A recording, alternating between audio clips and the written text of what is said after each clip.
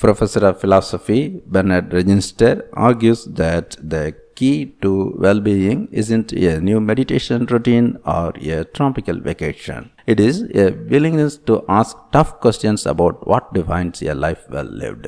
Every January, millions of people set new goals in hopes of improving their lives. Driven to boost their health and happiness, they scour books and news articles full of meditation tips, exercise routines, and diet ideas.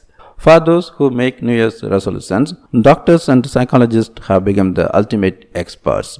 But what is the opinion of philosopher who spends all day, every day contemplating the meaning of life? Bernard Reginster, a professor of philosophy at Brown University, believes in asking the hard questions.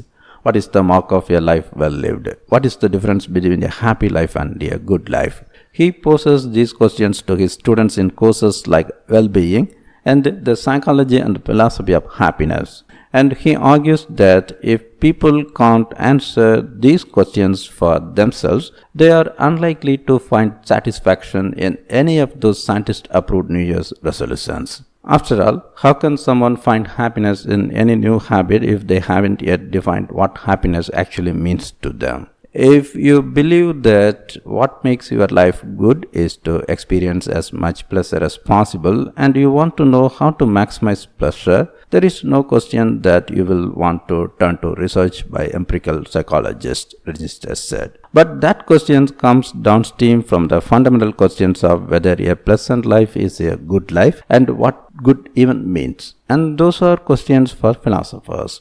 In the midst of New Year's resolution season, Register answered questions about his own background studying the philosophy of well-being, why psychological studies can miss the mark in identifying the key to happiness, and how philosophy could help people discover what is most important in life.